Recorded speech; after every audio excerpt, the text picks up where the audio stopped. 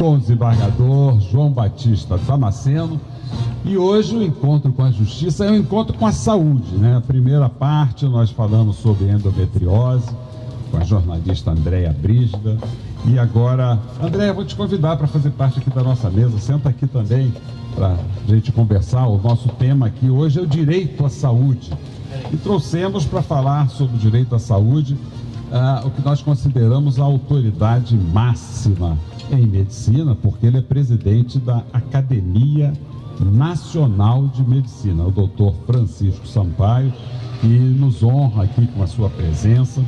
E a Academia Nacional de Medicina é uma instituição tradicionalíssima, juntamente com o Instituto dos Advogados do Brasil, fundada ainda por Dom Pedro I, em 30 de junho de 1829. E é uma instituição que congrega os mais importantes médicos do Brasil. Eu já tive a honra de ser convidado para algumas sessões solenes, e são realmente, o ritual é um ritual muito interessante, um ritual assim clássico e de pessoas que entendem medicina e conhecem medicina em todas as suas áreas. Soube também, doutor Francisco, que a Academia Nacional de Medicina foi uma derivação de uma outra instituição também secular, que é a Santa Casa de Misericórdia, ainda fundada lá por José de Anchieta, há mais de 427 anos, tem a Santa Casa de Misericórdia. E eu estou falando sobre a Santa Casa porque hoje nós estamos comemorando também o aniversário de um grande ilustre brasileiro, que é o doutor Francisco Horta, que é o mordomo da Santa Casa de Misericórdia, que está aniversariando hoje. Então vale a pena saudar nosso querido Horta, que já esteve aqui conosco, falando essa luta que ele mantém para manter a Santa Casa de Misericórdia viva. Mas a alegria de recebê-lo aqui, doutor Francisco, para falar não só dessa instituição, mas também dessa questão que nos une, nós do direito com a medicina. Nós somos muito metidos, nós do direito, muito metidos a conhecer de medicina. E essa é uma das queixas, uma das reclamações, a judicialização da medicina. Muitas vezes temos decidido,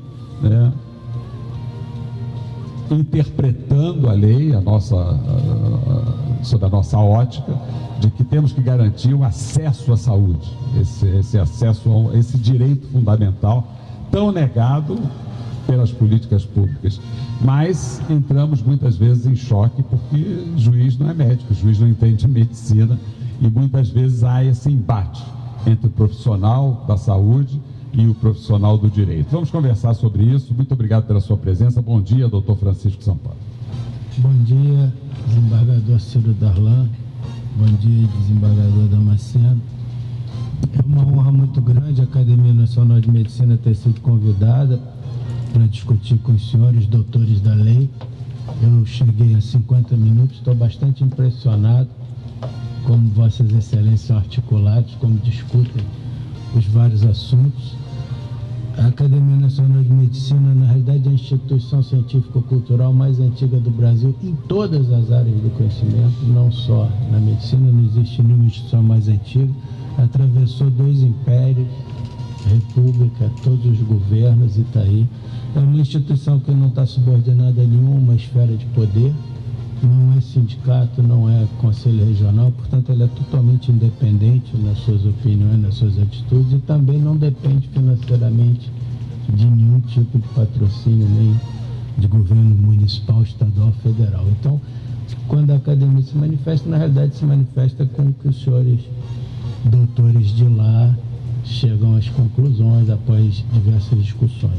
Nós temos muita honra que hoje posso considerar o desembargador Ciro Darlan até um parceiro da Academia Nacional de Medicina, uma vez que já fez um simpósio lá sobre maconha, que foi um sucesso, foram publicadas 2 ou 3 matérias na imprensa, participa da grande maioria das nossas atividades solenes, e agora, no dia 6 de outubro, está organizando com o Instituto dos Advogados Brasileiros um grande simpósio sobre drogas, que eu tenho certeza que vai ser um grande sucesso. Então fica o meu agradecimento por essa parceria que os doutores da lei têm conosco, que só serve para nos enaltecer e nos estimular. Doutor Francisco, esta interface aí, né, do direito com a medicina, sobretudo essa questão das drogas, né, já que vai ter o seminário dia 6 e deixa eu falar dele, isso é muito importante, né, porque os dois profissionais lidam muito com drogas, né, os médicos as prescrevendo, né, as chamadas drogas lícitas, e às vezes até as outras que não podem ser comerciadas ou usadas sem prescrição médica, né, o médico pode. Então o médico lida muito com droga, né?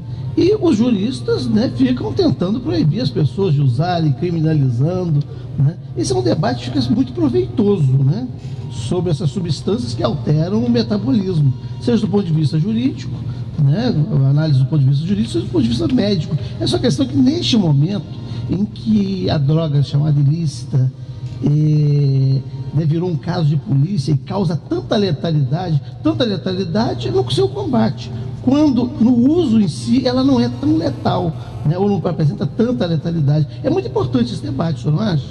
Exatamente, fugindo um pouquinho da judicialização, entrando nas drogas, que vai ser o objeto do dia 6 de outubro, que eu imagino que foi o que o desembargador Ciro Darlan tem em mente, já que ele convidou 4 indivíduos, Polícia Federal, Polícia Civil, delegados, etc., e discutir a criminalização. Nós também colocamos um dos nossos maiores psiquiatras, que é o Dr. Antônio Nardi, que é professor titular da UFRJ, que vai falar pela Academia de Medicina sobre drogas, e eu vou estar também participando da coordenação. Então, obviamente, nós temos que enfrentar esse problema, e eu acho que isso vai gerar um documento importante da academia, porque tudo que é feito na academia atualmente gera uma consequência. São matérias na imprensa e documentos oficiais. Então, certamente, a Academia de Medicina vai tirar uma posição sobre as drogas depois desse discussão, como nós fizemos com o aborto, fizemos com a pílula do câncer, programas mais médicos, judicialização, tudo que está aí para. Quando a gente fala de judicialização, na maior parte da minha vida, eu sou um juiz velho, não tão velho quanto o Ciro, né? Mas tem, né, 23º ano da magistratura. Eu sempre julguei muito essas causas. A maioria do meu tempo eu fui juiz civil.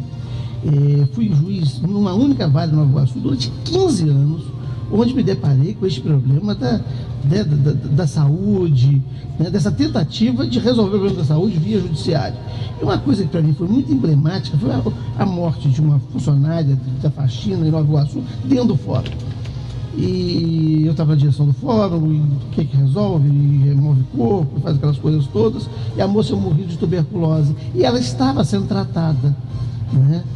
Mas aquele tratamento que interrompe, que não pode ser interrompido, né? Interrompia, e eu fui, né, me aproximar mais da família, saber, e eu vi assim, a miséria em que a moça vivia, né?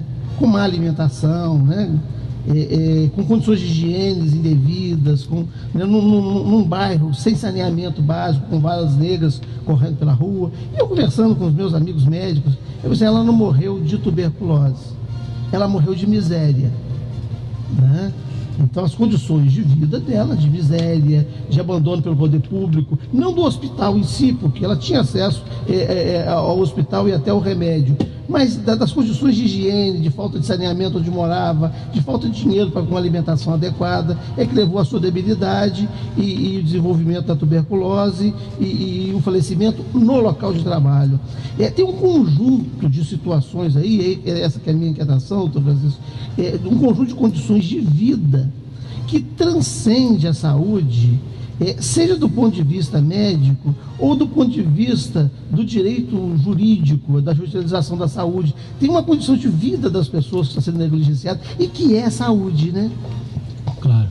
Ontem nós tivemos um debate importante, um simpósio sobre Zika e Chikungunya, que são duas epidemias, endemias que viraram epidemias que estão assolando o nosso país, com consequências muito mais graves de que estão sendo discutidas. Nós tivemos as maiores autoridades ontem, inclusive o secretário de Saúde de São Paulo, o diretor do Instituto Butantan, e vários médicos do país todo, inclusive do norte. E uma das palestras tratava a causa das causas de Zika e chikungunya. É exatamente isso. Quer dizer, a grande doença do Brasil hoje é a miséria. Então, quando o senhor tem um indivíduo que vive em palafita, que não tem acesso ao saneamento básico, que não tem acesso à educação, esse indivíduo se torna um doente. Então, a tuberculose foi uma consequência disso. Nós vamos tratar a tuberculose, mas ela tem que continuar andando 2 horas de ônibus por dia para ir, para voltar ao trabalho. Ela continua comendo mal, porque não tem dinheiro para se alimentar suficientemente, continua descansando mal, porque ela chega à meia-noite em casa, tem que sair às 5 da manhã, só que quando ela chega em casa tem que lavar roupa, cozinhar. Estou falando aí provavelmente o que aconteceu com a sua funcionária lá da limpeza. Então, na realidade, essa é uma das grandes doenças do nosso país. Os senhores lembram que há 80 anos atrás, quando nós não tínhamos os quimioterápicos, até 50 anos atrás, qual era o tratamento da tuberculose? Ir para uma região que tivesse bom clima, comer bem e descansar. Sim, as estações das águas. E a pessoa ficar curada. Então, é muito importante isso também. Então, não basta dar o remédio e ter um bom hospital quando as condições são totalmente insalubres e trabalhos fatigantes e má alimentação. Realmente, o senhor tocou num ponto fundamental e nós ontem discutimos isso, as causas das causas. Doutor Francisco Sampaio, quais são os pontos, né? O senhor tem aí na sua agenda essa questão da judicialização da saúde. Quais são os pontos críticos que essa intervenção na atuação do médico, do profissional da saúde, mais atrapalham? O que a justiça faz de mal ao profissional da saúde? Não, tem um programa para a tarde inteira. Eu não vou primeiro esclarecer que eu não sou contra a judicialização. A Academia Nacional de Medicina se interessou pelo assunto, porque o assunto é grave, os senhores doutores da lei sabem disso. Segundo, nós não somos contra o juízo, muito pelo contrário. Quero esclarecer que se um filho meu, um parente próximo, meu pai, minha mulher, meu filho, precisar de uma medicação, o plano de saúde não pagar, eu vou ser o primeiro a entrar com judicialização, porque está me tocando diretamente. Mas não é isso que eu vou discutir, não vou discutir o assunto pessoal, eu vou discutir o assunto global. Então, hoje a gente sabe que a judicialização desafia os 3 poderes, municipal, estadual e federal, porque as ações são nos 3 níveis, com a Secretaria do Município, Secretaria do Estado e o Ministério da Saúde. Ela desafia também o judiciário, todas as esferas do poder. Para os senhores terem uma ideia, e desafia também o sistema privado de saúde, que é a saúde suplementar, que são os planos de saúde. Para os senhores terem uma ideia, hoje a gente dividindo o atendimento à saúde no Brasil, 45% é feito pelo sistema público e 50% e 5% pelo sistema privado. Significa, eu não defendo nenhum sistema privado, não tem nenhum credenciamento de plano de saúde, mas se a gente falir os planos de saúde, nós vamos perder 55% do atendimento. Então é extremamente grave isso. E no último triênio, o Ministério da Saúde tinha gasto 1,76 bilhões com ações judiciais. Isso representou um salto de 129%. A nível estadual, só São Paulo gastou em 2015 1 bilhão. Ontem eu tive com o secretário de Saúde de São Paulo, na Academia de Medicina, e ele me falou, esse ano a previsão é 1 bilhão e 300 milhões, que São Paulo vai gastar com judicialização. E tive com o ministro da Saúde há 15 dias na Folha de São Paulo debatendo judicialização, e ele me disse, a nossa previsão 2016 são 7 bilhões, município, estado e federal. Então, quando o senhor tem 7 bilhões para gastar extra orçamento, é uma coisa louca. No orçamento que é aguente, você gastar 7 bilhões com judicialização. E é assim, ou faz ou está preso. Mas a gente pode inverter essa lógica. Se esses 7 bilhões fossem preventivamente aplicados no orçamento com destinação para a saúde, a justiça não precisaria mandar posteriormente, você não acha? Exatamente. Essa então é uma das saídas. Então hoje, se o senhor olhar aqui, os medicamentos mais judicializados, nós temos 10 medicamentos que respondem por 80% do que o Ministério da Saúde gastou. 10 medicamentos. Desses 10 medicamentos, 6 não tem registro na Anvisa. Então a primeira coisa... Já temos um problema aí, né? Então a primeira coisa não que... está na não está no rol. Não está no rol. Então qual é Então o que acontece? Quando o senhor dá lá a sua sentença, compre o eculizumab, que é o Soliris, para tratar, é um anticorpo monoclonal que trata a hemoglobinúria paroxística noturna, que é uma doença grave do sangue, mas é uma doença rara. Cada paciente desse custa R$800 mil por ano judicializado. Ela responde pelo maior gasto na saúde. Não tem registro. Então o que acontece? Quando o senhor manda comprar, o indivíduo compra sem licitação, pelo preço do teto, em vez de ser pelo preço mais baixo. Essa que é a questão. Então né? a grande questão que nós estamos discutindo junto ao Ministério da Saúde, o Ministério da Saúde tem se mexido muito bem, a gente bate forte quando tem para que bater, mas a gente também tem que ver as dificuldades. A gente tem se mexido e dos 10 medicamentos mais judicializados, 4 já estão no rol. E a tendência é ir colocando esses medicamentos no rol para você conseguir comprar mais barato. O atual ministro da Saúde, que eu não defendo, muito pelo contrário, sempre que é necessário eu brigo com ele, ele conseguiu já nos primeiros 2 meses fazer uma economia de 870 milhões no Ministério da Saúde, fazendo boas compras e colocando medicamentos. Essa é uma questão. Eu sempre, um dos critérios que eu adotei, né, é muito difícil adotar critérios objetivos, claros e únicos, porque as situações são diversas. Né? Mas quando eu comecei a decidir essas questões de direito, sobretudo, e aí não é só direito à saúde, aí no caso era direito a medicamento, eu tinha 2 critérios. O primeiro é se o remédio estava na RENAME, né? Nessa relação nacional de medicamentos essenciais. E a segunda é se o receituário era do SUS. Até essa exigência, que não tem isso em lugar nenhum, né? Então, um médico do SUS, um médico do Estado ou do município receita um remédio e ele tem que receitar o que está na relação, né? Como é que o município não tem, ou o Estado não tem, este remédio para fornecer, né? E está dentro daqueles que ele tem que fornecer. Aí eu deferi as liminares. E aí cheguei a quase prender secretário, teve todas essas situações, aquelas multas, e aí ele falou assim: olha, você está favorecendo uns sujeitos lá. Digo, como assim? Porque já não tem o remédio para poder ter que comprar quando chega a liminar. Porque aí ele compra lá no botequim do amigo, né, por 10 vezes o valor que ele compraria se tivesse feito, né, uma licitação ou comprado regularmente. Tem um problema aí nessa estrutura, né, doutor Francisco? Claro. Hoje, bom, nós temos aqui a coisa é ampla, né? Primeiro, a judicialização, os senhores são doutores da lei, sabem que ela só começa se tiver um receituário médico ou um relatório médico pedindo um procedimento. De outra maneira, é impossível judicializar qualquer coisa. Então, a primeira coisa, nós temos que trabalhar junto aos médicos, para que eles tenham consciência disso.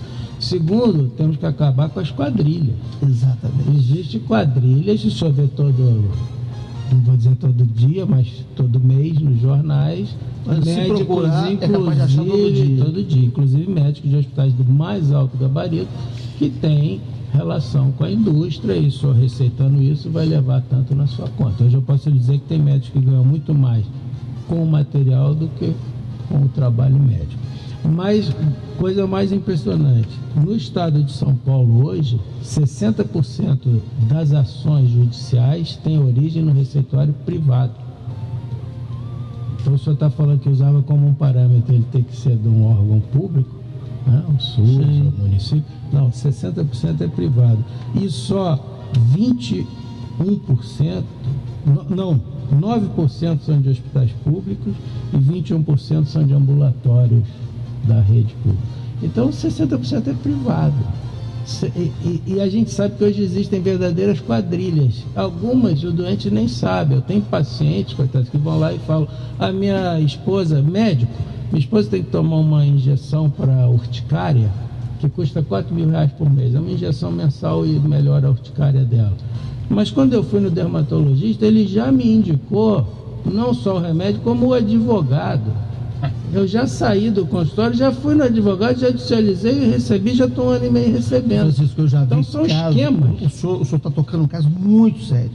Eu já vi casos em que vem o advogado e o parecer do mesmo lugar. Ele já tem tudo montadinho. Exatamente. E o modelo de petição. Né? Isso é algo assustador, se tratando de cuidado com a saúde, né? Essas quadrilhas que o senhor está se referindo, e elas mexem na estrutura, no funcionamento estrutural da saúde no Brasil. Sem dúvida, porque gera uma quantidade de gastos extra enorme. Alguns medicamentos, a coisa chega a ser tão grave que alguns medicamentos são entregues para o doente, ou às vezes são entregues o dinheiro para o doente comprar. Obviamente que ele ou não vai comprar ou vai comprar mal. Existem casos em que ele recebe a verba. E é óbvio que você não tem nem como controlar isso. Doutor Francisco, o CREMERGE, ele tem essa função fiscalizatória da atividade ética dos médicos? Isso tem sido feito? Tem. O CREMERGE tem função fiscalizatória e funciona bem nesse aspecto, né? Tem os comitês de ética ou as câmaras técnicas com os comitês de ética em todas as especialidades, mas eles funcionam através de uma denúncia, né? Ou de um fato concreto. A realidade é que muitos estão aí agindo e não se consegue provar que é uma quadrilha, mas volta e meia aparece. Semana passada apareceu no Hospital Albert Einstein. Albert Einstein, uma equipe, eu não estou julgando, mas eles vão a julgamento, uma equipe de hemodinâmica, talvez do maior hospital do Brasil. Meus 3 filhos nasceram no Hospital Albert Einstein, que faziam compras irregulares e tudo privado. Além de compras irregulares, eu já me deparei, e aí é bom que tem a médicos e médicos, a questão das cirurgias desnecessárias, né? E eu fiquei na dúvida ali daquela cirurgia, né? Consultei um amigo meu e falou assim: não, essa cirurgia, né, ela não resolve o problema do paciente, pode até agravar, e isso são, né, compõe esse sistema aí, em que o médico, né, quer fazer a cirurgia para poder ganhar por ela, né? E aí por isso que vem aqui com ação para poder compelir o plano de saúde, né? Existem algumas modalidades de cirurgia desnecessárias. Eu sou urologista, que é uma especialidade cirúrgica e que usa muito material, então eu tenho bastante vivência. Existe a cirurgia desnecessária por ignorância do médico. Essa é uma que ele opera, e era uma coisa que você poderia acompanhar. Eu contraindico 40% das cirurgias que vêm a mim, paciente que vem a mim de casa para operar, eu contraindico em média 30% a 40%. Não é necessário, você pode esperar, você pode ter outra modalidade de tratamento. A segunda é pela dúvida. Então, por exemplo, você tem um cálculo renal de 4 milímetros, que 85% vai ser eliminado espontaneamente, mas o doente está febril, está com quadro séptico ou pré-séptico, e você fica na dúvida se eu vou esperar mais 48 horas para esse cálculo sair, colocando em risco o doente, ou se eu boto logo um catéter no rim e desobstruo. Então, essa é a segunda parte. Às vezes você pode estar fazendo uma cirurgia que poderia esperar, mas na dúvida, age preventivamente. E tem a terceiro aspecto, que é, por exemplo, no meu caso, tire o cálculo antes que ele saia, né? Opere antes que ele elimine o cálculo. Se eliminar, você não vai obter. Então, obviamente, isso é um bandido, né? Esse indivíduo que faz isso, ele deveria estar preso. Então, é nesse aspecto da judicialização que nós estamos aqui discutindo. Isso já é crime, né? E crime grave. Doutor Francisco, aqui no Tribunal do Rio, para combater esse problema, já que nós, juízes, não sabemos nada de medicina, né? Foi criado um grupo de médicos que fica à disposição do juiz nos plantões, à noite, tudo, para que o juiz faça uma consulta sobre, por exemplo, precisa internar, onde tem vaga, para que esse grupo de médicos ligado à Secretaria de Saúde do município e do estado possam orientar essa questão do medicamento. Olha, esse medicamento é fundamental, ele vai salvar a vida, não vai salvar, o juiz consulta, e isso tem essa triagem através dos profissionais de medicina tem ajudado muito ao juiz. Ainda assim, a judicialização é muito grande, porque política pública de saúde é completamente ausente no Brasil. O Ministério Público, no Brasil inteiro, tem demonstrado muita eficiência nessa questão política, nessa questão midiática, nessa questão de saúde, que é uma questão de direito fundamental. O Ministério Público tem atuado com eficiência para poder impedir que esses bandidos continuem utilizando a profissão, a saudável profissão, a respeitabilíssima profissão de médico, de cuidador da saúde, para praticar crimes?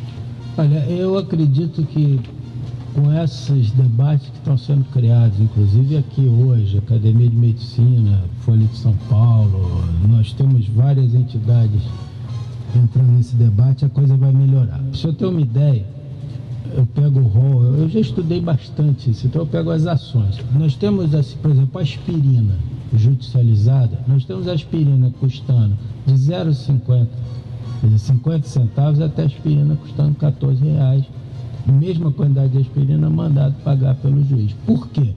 Porque muitas vezes o médico, ou por maldade, mas aí eu acho que a maioria das vezes por desconhecimento, ele receita um remédio de marca muito mais caro, quando você poderia ter acesso a um remédio 10 vezes mais barato. Então isso tem acontecido. Como solucionar? Então, o que nós defendemos é o seguinte: eu defendo já há algum tempo, já publiquei alguns artigos no jornal, eu acho que o curso de medicina tem que ter uma matéria, uma disciplina de 6 meses sobre judicialização. Então vamos ensinar esse médico quais os caminhos para que ele possa ajudar os pacientes, mas com o menor dano possível ao orçamento.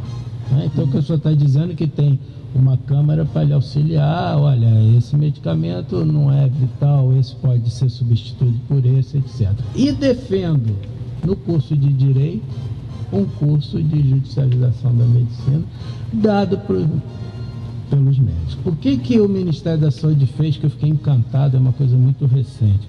O doutor Rosepian, que está no Conselho Nacional de Justiça, não sei se o senhor conhece, é um promotor, sujeito extremamente ativo, ele teve no nosso debate da Folha, fez uma parceria com o Ministério da Saúde, aqui está o ministro Lewandowski e o doutor Rosepian, para que auxiliem o Ministério da Saúde cria câmaras técnicas que vão auxiliar os doutores da lei no momento de dar as suas sentenças. Então, acho que esse é o principal caminho, como o senhor já falou, que tem grupo de médicos lá eles ajudando. A Universidade Federal de São Paulo já tem um curso bastante importante que faz sobre isso até a distância. Então, eu acho que tem que ser os juízes pedindo esse auxílio e os médicos oferecendo esse auxílio em forma de curso, debate, isso que nós estamos fazendo aqui. Nós vamos fazer um pequeno intervalo e voltamos hoje entrevistando o presidente da Academia Nacional de Medicina, Dr. Francisco Sampaio.